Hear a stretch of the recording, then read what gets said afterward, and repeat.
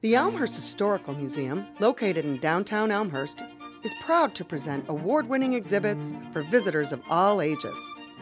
Our Adult Tea Time Talk series, family programs, and special events make learning about history interesting and fun. Admission is free, and on-site parking is available. Visit the Elmhurst Historical Museum soon. Call us today, or go to our website for the latest program details.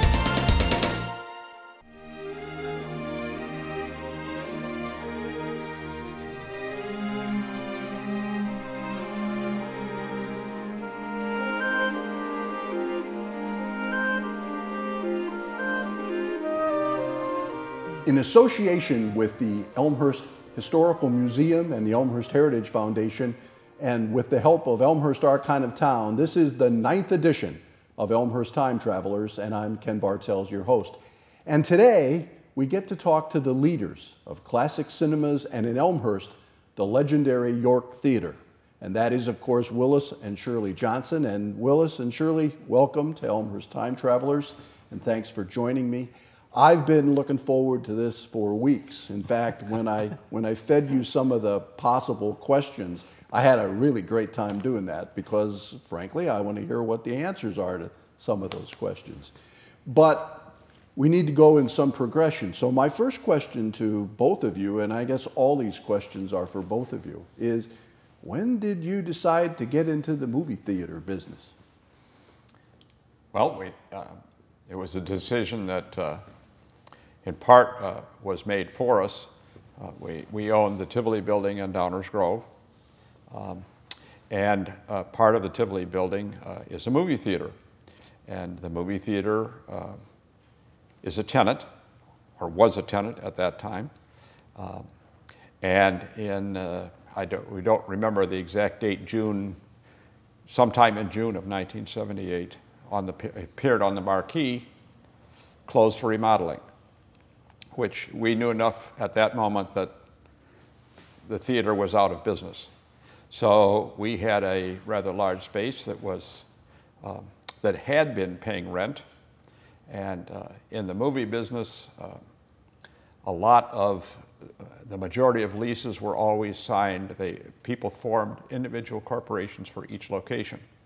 So if you wanted to close a location, you just merely did that and declared bankruptcy, and were released your lease obligations. So here we are sitting there with a theater that obviously no longer was going to pay rent on a building, or at least part of it, supported the mortgage. And so we advertised for possible tenants, didn't really like the response that we got, or didn't feel comfortable with the response that we got. And we had a young man who had been the manager for the previous operator who said, I'd like to operate the theater if I don't have to do the business part of it. You know, I can run the theater okay, but I don't want to worry about payroll and insurance and all of paying bills and everything else. His name was Ed Doherty, still works for us. And so in August 8th of 1978, we reopened the Tivoli Theater. And it was more, I mean, we certainly both enjoy movies, but we obviously were in the position we were in because we needed to have a space that could help pay the mortgage.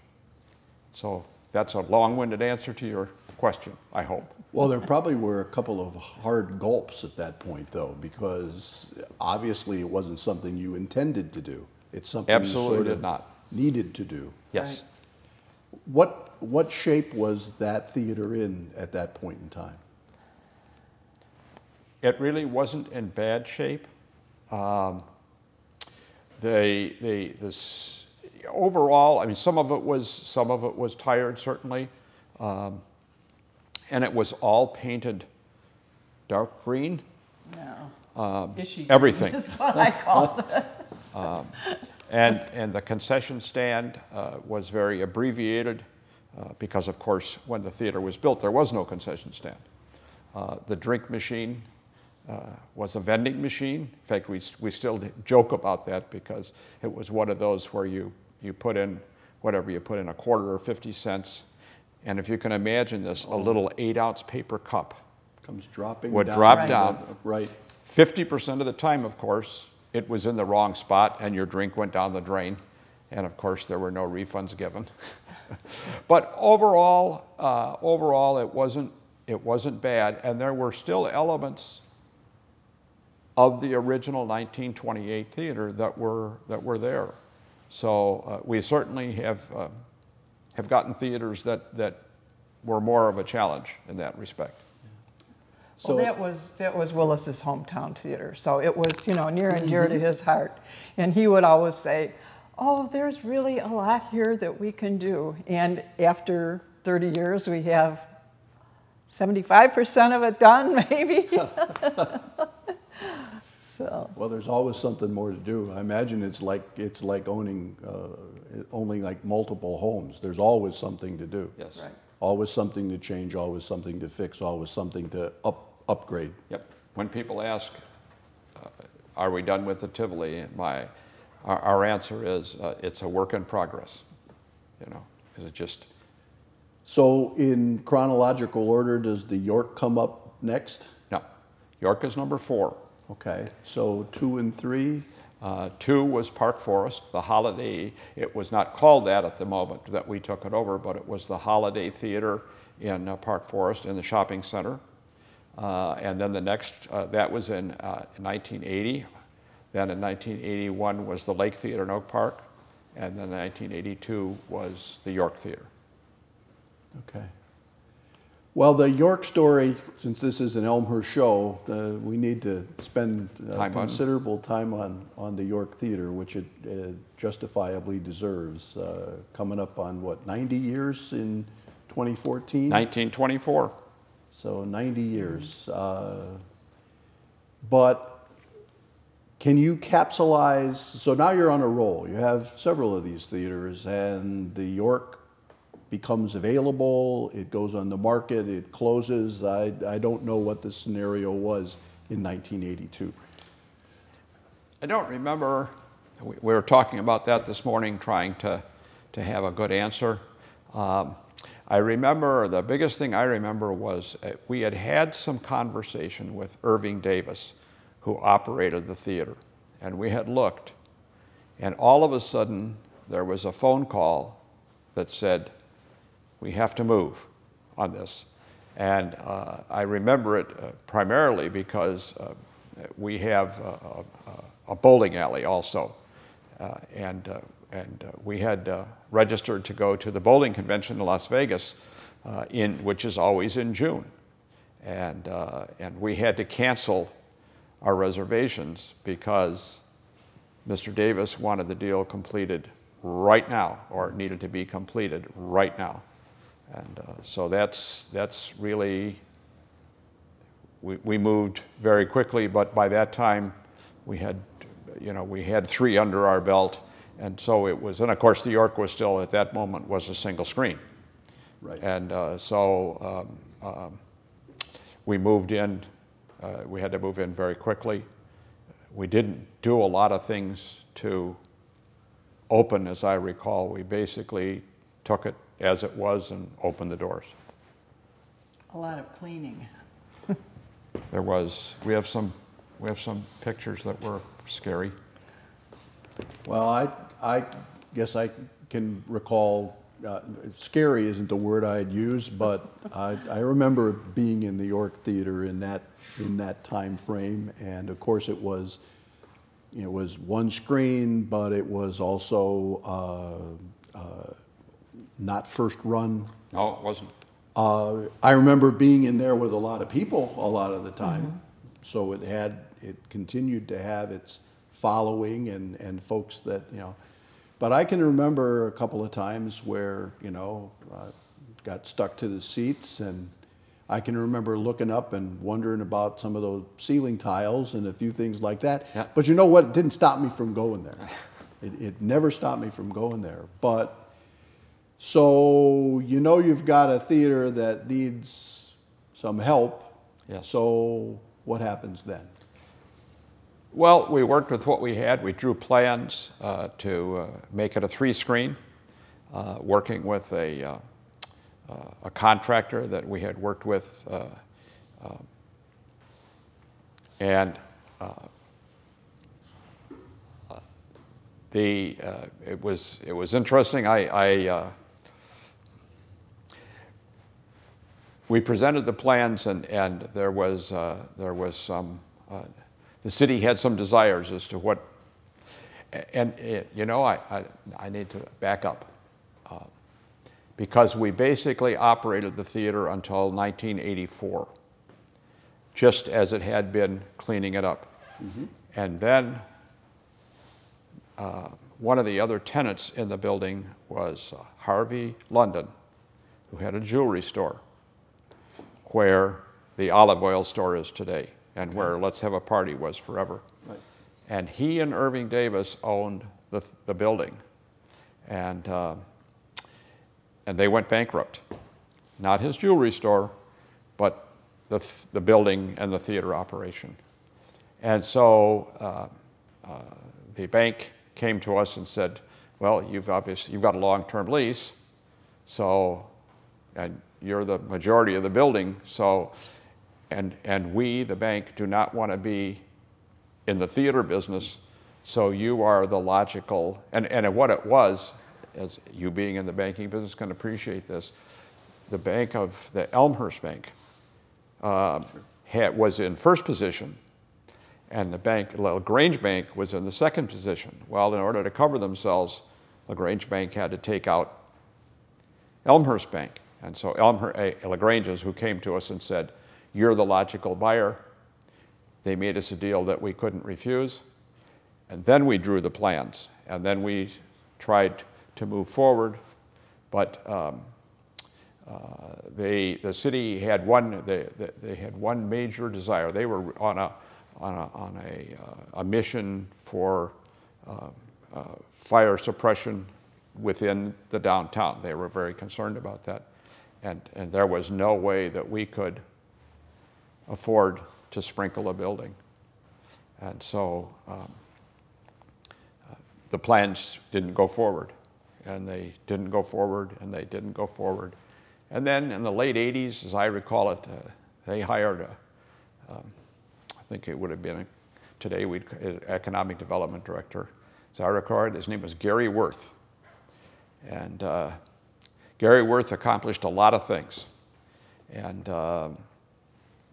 so he said, well, how can we make this happen? And in the end, we made it happen.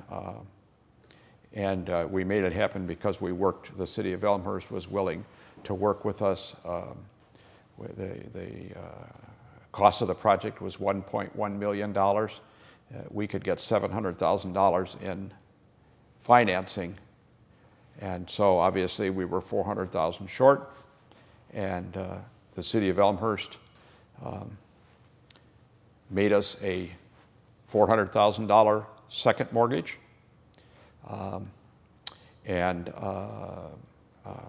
Which was matured in 10 years. And that gave us the money to go forward with the theater. But because they loaned us the money at what their bond rate was at that time, and so the money that we saved in interest was able to help us pay for the sprinkler system. And so we all won. We got a mortgage, we got what we needed in financing, did the theater, the city got a building all sprinkled like they wanted it, and the rest, I guess, is... Well, I mean, the city at that point, I know, was very interested in salvaging the downtown. I mean, it's in that general area where the city center comes into fruition. I mean, the dates are not going to be perfectly aligned here, but, and I remember there was considerable controversy over this decision to. Yeah, it was. But at the same time, there was also a great deal of confidence and a great deal of interest in the community, as I recall it, in the York should not go away. It needs to be here. We need to find a way, and this kind of thing. And of course, that's been proven out, obviously, many, many, many times over. I know, Willis, when you were inducted into the Chamber's Civic Hall of Fame, talked about the York basically being a beacon that calls people into the downtown. And in my opinion, and others as well, it remains that. So let's bounce around a little bit here. So how many theaters now and how many screens? 13 theaters, 100 screens. Okay. And by York 10 was our 100th screen. Yes. We sat at 99 for, I don't know how much, for a number of years. I'm really glad you brought that up. Hit that magic number. Shirley, I'm really glad you brought that up. I have a clipping here. Oh. I have a clipping here about that yeah, 100th terrific. screen and the 10th screen at York. And do you notice anything unusual about this photo? There's somebody who didn't feel the need to have a hard hat on in this photo. oh, And I was wondering why that might have been, but you know, we're not going to, we won't spend a lot of time on that. You're the only one that's mentioned that, Ken. Well, you know, Very observant. it's just one of those interesting things. You look at a picture long enough, and it's like, wait a minute, there's something, you know, Something missing. what's going on? Probably should have had one because my hair was blowing all over the place.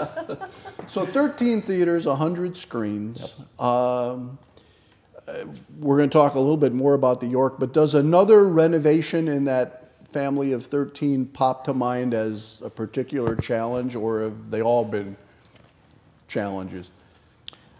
I think all the historic ones have been challenges in different ways. Yeah,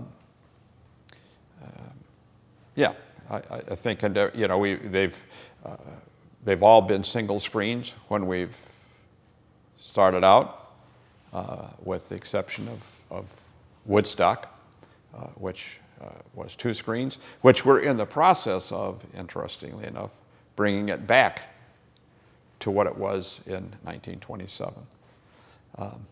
But each one has its challenges. I think the York has been a little bit more so because, as you know, there was the archives of the, I believe it was the Elmhurst Press or whatever the paper was at that time, from 1924 to 1927, which of course is when the theater opened and its first 3 years of operation. They're gone.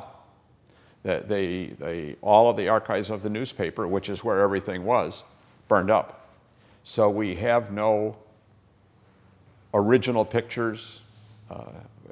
Yes, there's nothing, especially from the inside. We have, I think our earliest picture is like 29 of the outside, but nothing of the inside. So, you know, you kind of, our decorator who worked for us forever was a very theater historian and had a lot of knowledge about theaters.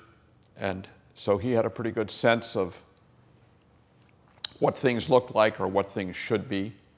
So, and we don't have too many people from the 24-27 era to argue with us. It looked like that, didn't it? Yeah, absolutely. Mayor Marcucci still talks about the bicycle races that they used to have in the 50s. But he remembers, but we haven't found any remnant of that. So now, just not necessarily a comprehensive, but what else is, when you take over the York Theater, what else is around there? I know Keebler's Candies is still there. You know, Ploss is obviously there. Was the Elks Club still functioning at that point? And you know, I don't remember about the Elks Club. I don't remember. When we talked to, I can't remember his name at the moment, who had the billiard store, Q and Cushion.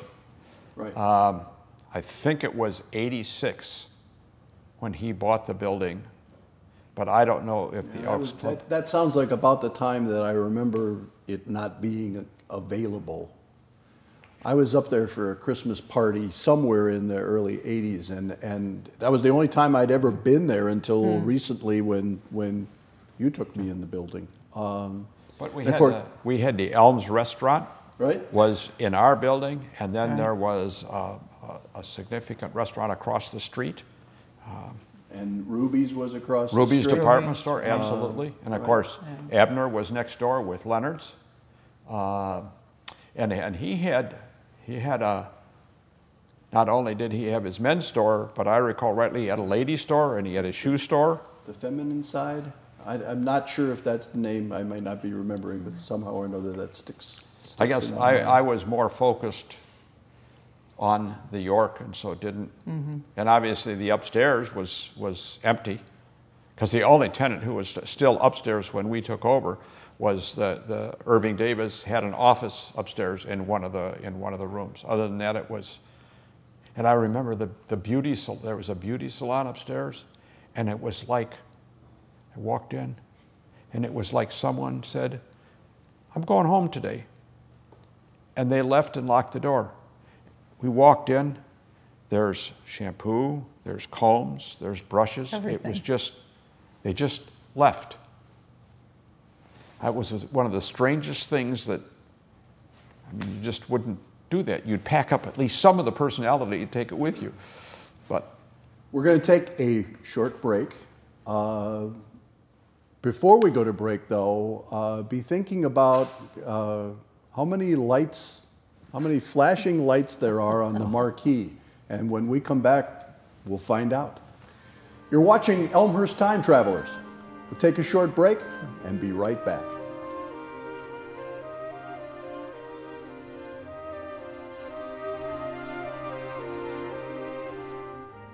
Visit elmhurst.org to explore the new City of Elmhurst website. Find out the latest Elmhurst news, pay utility bills and parking tickets, report concerns, and much more. Elmhurst.org is an ideal way to discover what Elmhurst offers your business, your family, your life. The Elmhurst Historical Museum, located in downtown Elmhurst, is proud to present award-winning exhibits for visitors of all ages.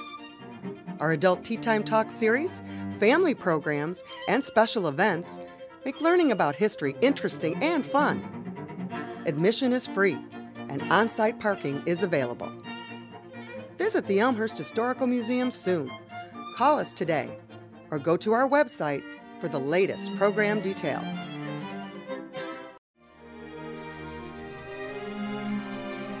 Welcome back. This is Elmhurst Time Travelers. I'm Ken Bartels, and we're talking with Shirley and Willis Johnson of the York Theater and Classic Cinemas. And before we went to break, I asked you the question of how many flashing lights. I'm not talking about the new fancy marquee part, but just the flashing lights.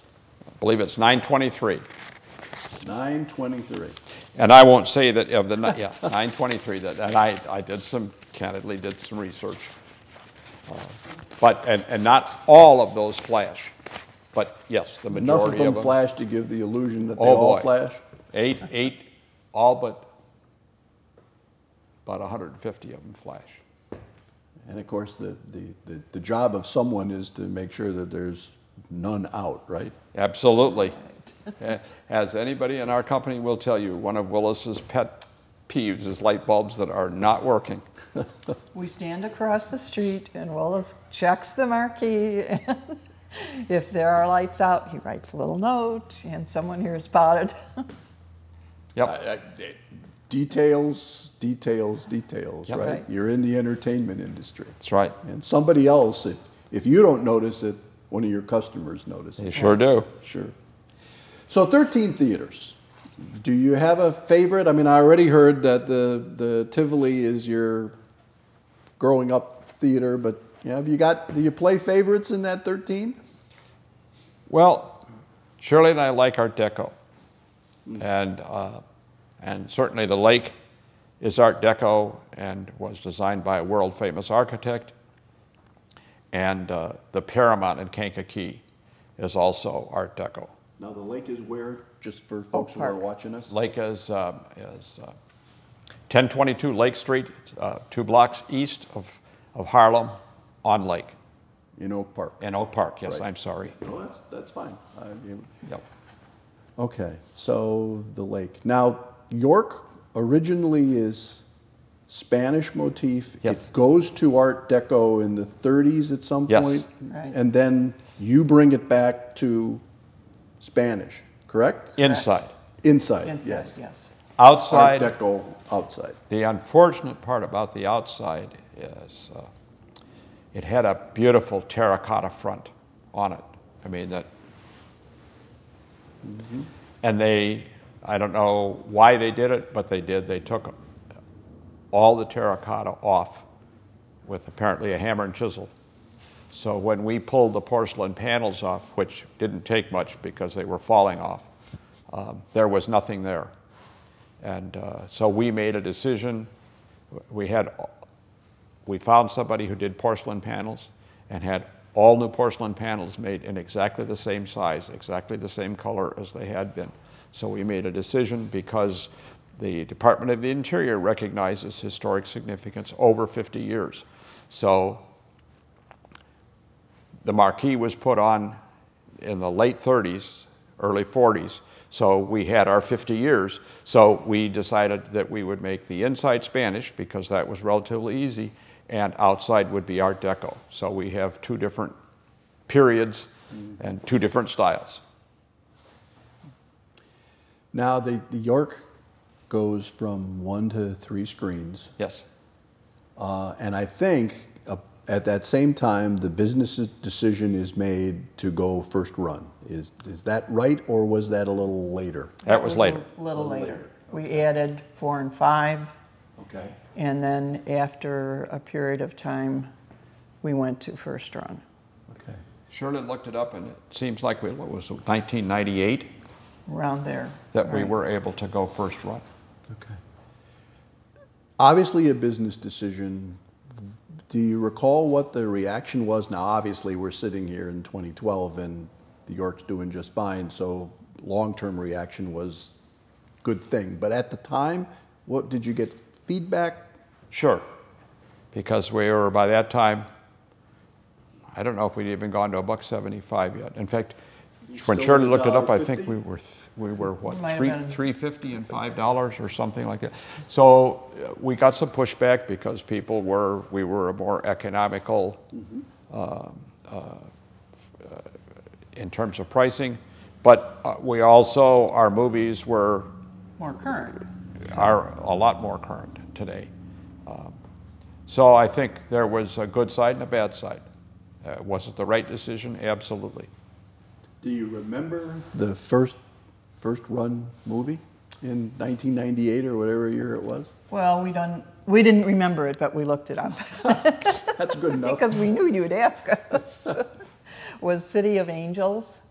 And when I looked at the title, I thought, City of Angels. But it was a movie that was a remake of Wings of Desire, a German film, and it starred Meg Ryan and Nicolas Cage. And Nicolas Cage was a fallen angel who came to Earth, and not a fallen angel. He came to Earth Theater. And he took, and he took people to heaven. Fell in love with Meg Ryan and decided he would stay on Earth, but he gave up his immortality. Such a love story. Good story. Good story. And I'm glad you looked it up, because it was one of those, you know, it's you know, you create history one event at a time. I mean, we're creating history right now in a way. And the thing I like about these time traveler programs is they're going to go into the museum's archives, and theoretically somebody 50 years from now is going to say, what's going on with this? But having said that, that was a business decision. Yes. And at the time, you were giving up a market niche to take on, if you will, kind of a larger niche that had probably a lot more competition in it. Well, one of the things that we had looked at was, how have things changed in the movie business? And there were zones that you operated within. And so one of the reasons we were in the bargain business was not because we necessarily wanted to be in the bargain business, but just like with the Tivoli, one of the reasons that the operator left was because General Cinema built Yorktown. And so because Yorktown was about 3.5 miles from the Tivoli could no longer get first-run movies. And Mr. Brotman, who was the operator, could not bring himself to be bargain. So there were older theaters that had no choice. If you were going to operate them, they had to be operated as bargain. And over time, as the theaters stopped being single screens, new theaters were being built, there was the zones, which generally were 7 miles, were relaxed. And so that was one of the reasons we were able to make the decision. Essentially a version of a non-competition clause, essentially, between the theaters. But I think one of the things that we found out interesting when we learned about zones, and of course we didn't know anything about the movie business, I said, oh, well, fine, well, couldn't you ask the distributors, can I see a zone map then so I know what to do? And there was this unbelievable silence, which is still there because, of course, it didn't exist.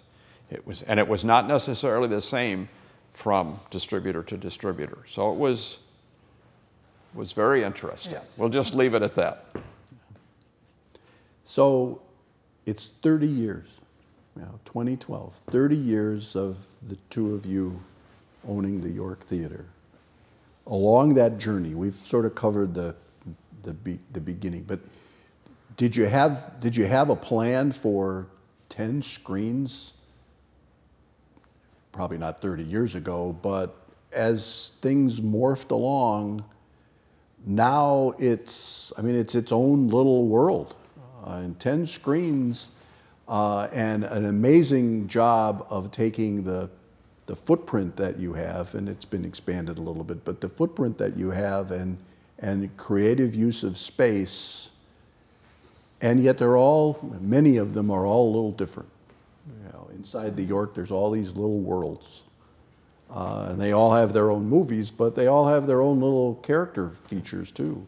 The main theater, I call it the main theater, but the original spot still has the organ and the orchestra pit, which from reading the website, I know that staff dug the orchestra pit out at some point in time after it's like that kind of thing would not happen today either, but they're all a little different. Can you just tell me a little bit about the differences? Well, of course, back even 1984 when we started working on making the York 3 screens, even if we had the space at that time, thinking about 10 screens wouldn't have been there. But after that, as the business evolved, we had the ability to expand. When Keeler Candy decided to go out of business, we contacted the landlord's attorney, because I've never met the landlord. It was a lady, but she did everything through her attorney in Chicago. And we said, well, we'd like to lease, the Keeler Candy space. And he said, for what? I said, well, we want to expand our movie theater. He said, not a chance in the world. He said, we wouldn't lease a space to a movie theater, period. Oh, okay. But he said, we'd sell you the building. I said, okay, we can do that.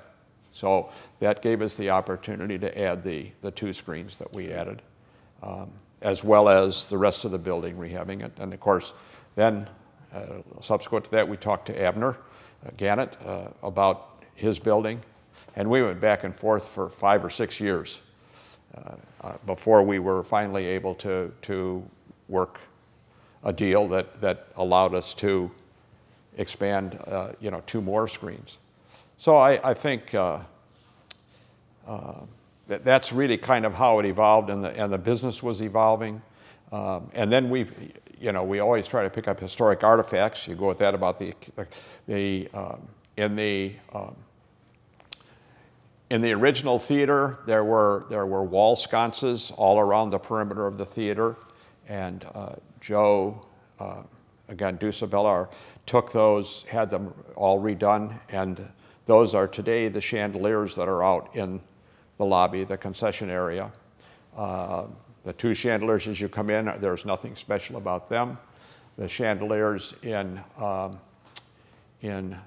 number 6 and 8 are out of the Aragon Ballroom. The chandeliers in 7 and 9, well, which today is 8 and 10, are out of a theater. Them, out of a theater in St. Louis. The chandeliers, the wall sconces in number 3 are again from the Aragon. Number 4, number 4, which is 5 today. Colonial. Those came out of a theater in East Chicago, Indiana. So we've collected things as we've gone along. Now, was the parrot or the peacock or whatever that bird is, yes, was parrot. He there all the time? No. Oh, where did he come from? And you know what? We didn't have the parrot. When we bought a bunch of artifacts, we got the 2 cages. Okay. And mounted them to the board and everything else and put them up, and Charlie said, the bird's flown. You can't have cages sitting up there. So Joe put the parrots in. So yes. I don't know where the parrots came from. The cages came from a theater. I believe that was the same thing, the theater in Indiana. Yeah. I can't tell you how many times over the years when I took my children when they were younger, they would, comment on that. They would comment. They wanted to go where the parrot was. Oh, really? Yeah. I don't know that ever dictated what movie we went and saw, but when we were in the theater that had the parrot, they were happier. Okay. So do you have favorite movies? Great. To you? Is there something that sticks in your mind as, boy, I really like that? Sure. I always say Gone with the Wind is my favorite movie, but I really like the old movies, the black and white. Stagecoach is one of my favorites. I love John Wayne. I think that's a great movie. And the great Deco movies with Fred Astaire and Ginger Rogers. I could watch them dance for hours. Yeah, the movie musicals. Yeah. They don't make those anymore. No, unfortunately they don't. And my case, I have a lot of different movies that I like. I guess if stuck on a couple Charles Bronson's, Hard Times, which was bare knuckle boxing in New Orleans, and Chado's Land, which is a rough movie. He plays an Indian, and then The Way We Were with Robert Redford. Now, what's the screening process? How is it decided what's going to be on the 10 screens? Do you make that decision? Do your marketing people, or? It's really, Shirley used to do most of that.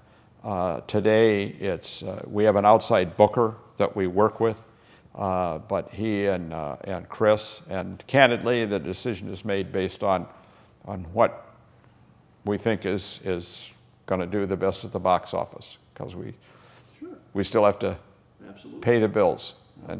And some movies play better at the York than they would, say, at the Lindo or down in Kankakee, and so we are sensitive to our audience, or try to be. Now, the business, though, at the same time, the movies, if they don't do well, they're gone. It seems to me like quicker and quicker all the time. So that's part of the distribution agreement, I presume. Correct. But usually there's a minimum of 2 weeks that you have to play a movie. I mean, even if we recently had a couple that clunked. Really clunked. Bad, but should have been gone after 1 week. And the unfortunate thing is we had to let go of a movie that was doing better in order to continue that run. Yeah. So it's a crazy business. But I think the point that Shirley made is we really book each individual theater because we try to know our audience, and we know what will play and what won't play. And looking at the York, we had what were our best movies. Of the 20 best movies at the York, 9 of them were Disney. Okay. So that tells us that we get a lot of family groups there, and you probably. And then you throw in the Harry Potters and the Lords of the Rings and the Titanics and what have you along the way, I would presume. Right. Each one seems to get a little bigger each time, but okay. So I walk into the York, and it's like dotted all over the place. I see these promotions, and I'm not talking about the posters. Everybody understands posters in window glass, but I'm talking about these freestanding, in some cases animated, in some and forecasting the movie that's going to be there in some future period of time. Yep. Okay, so when that movie's gone on to wherever it needs to go, what happens to all that stuff? I have this image in my mind of the first Indiana Jones, where the end of the movie, the Ark of the Covenant is lost in some big warehouse in a bunch of boxes. And I have this image of you guys having a warehouse somewhere where all these movie promotions go, and they're all just sitting there. Well, there are times, I will tell you, when I walk into a theater in one of the storerooms and think the same thing as you. A lot of the posters and the smaller items we give away. We'll have typically a good example when we do the orientation movie for Elmhurst College. We'll always give away 3 or 4 movie posters so that they can, put them in their dorms or something like that. The bigger ones, candidly, the standees, probably most of those just go in the garbage. There's just nothing you can do with them. And technically, we can't sell them because they're not ours. Mm-hmm. The movie companies loan them to us to display. They don't want them back, but they're not yours. Right. Right. Yeah. That's interesting. I just have in my mind several and it's like, whatever happened? What'd they do with those things afterwards? We're about done, but and this happens a lot with this program. We get rolling, and then it's time to close. But it has to be particularly gratifying to the two of you. I mean, you don't live in Elmhurst, but everybody knows you in Elmhurst, and they kind of assume that you do, even if they know you don't, they kind of feel like you do. And that's got to be pretty gratifying to have a piece of history, number one, but also to know that people associate downtown Elmhurst with the York Theater. I mean, magazine covers and, anything there it is. Yes, it is. That's got to be particularly gratifying and a lot of fun too, I would think. It is. It's very